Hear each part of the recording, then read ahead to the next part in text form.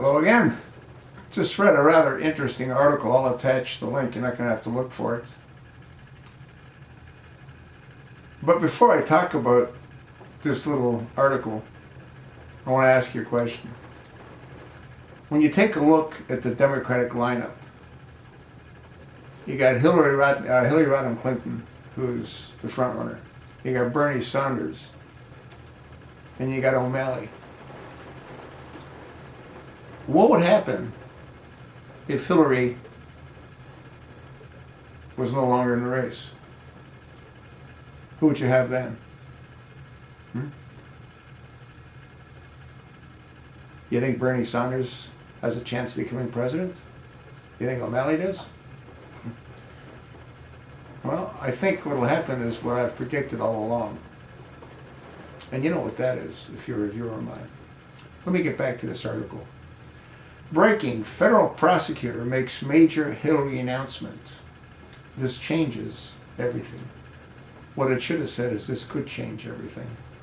A former United States attorney made an announcement that is certain to send shockwaves through the 2016 election. Joe DiGiovanni, a former federal prosecutor appointed by President Ronald Reagan, told radio host Laura Ingraham that the FBI is giving every indication that their investigation of Hillary's email server has hit a, quote, critical mass, end of quote. Now, he believes an indictment is about to hit Hillary Clinton within the next 2 months. What are they waiting for? What about an indictment about her criminal foundation? A full recommendation for prosecution looks very likely, which would reshape the presidential race while putting President Barack Obama's administration in an incredibly awkward position. Yeah, like federal prison. While Hillary has many supporters in the federal government, the evidence against Hillary Clinton is so damning that the intelligence community would revolt if her actions didn't result in charges. FBI Director James Comey has resisted efforts to lay out a timeline for his agency's probe of the Clinton case.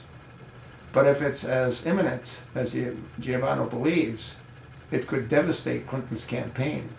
The Iowa caucuses are on February the 1st, and the New Hampshire primary is on February the 9th. It's going to be a very complex matter for the Department of Justice, but they're not going to be able to walk away from it, DiGiovanni said. They're now at over 1,200 classified emails, and that's just for the ones we know about from the State Department. That does not include the ones that the FBI is, in fact, recovering from her hard drives. One telling event would be a personal interview between Clinton and the FBI. Although the former Secretary of State famously testified in an 11-hour congressional hearing in October, she has yet been interviewed by federal agents. DiGiovanni said such an interview would likely precede any public release of the agency's conclusions in the case. There's a little more to read. You want to ask yourself a question. Let's assume that DiGiovanni is correct, and let's assume that the FBI Director James Comey does his job, and let's assume that the Attorney General Loretta Lynch goes ahead and prosecutes. That's a lot of let's assumes, but I think the American people would demand it, or they should demand it. Again, let's say that she's no longer in the race.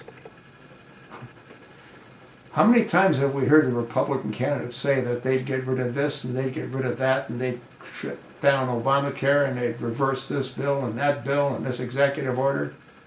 You don't think Obama knows that? You see why he can't leave? Not now. Not ever. That's sort of what I think. I'll attach the link. I've given you most of the highlights. Let me know what you think. I want to thank my viewers that send me all this pertinent information. It's rather time-consuming going through all the emails that I received, blocking all these jackass trolls. Actually, they're like entertainment. I get a kick when I hit the delete button.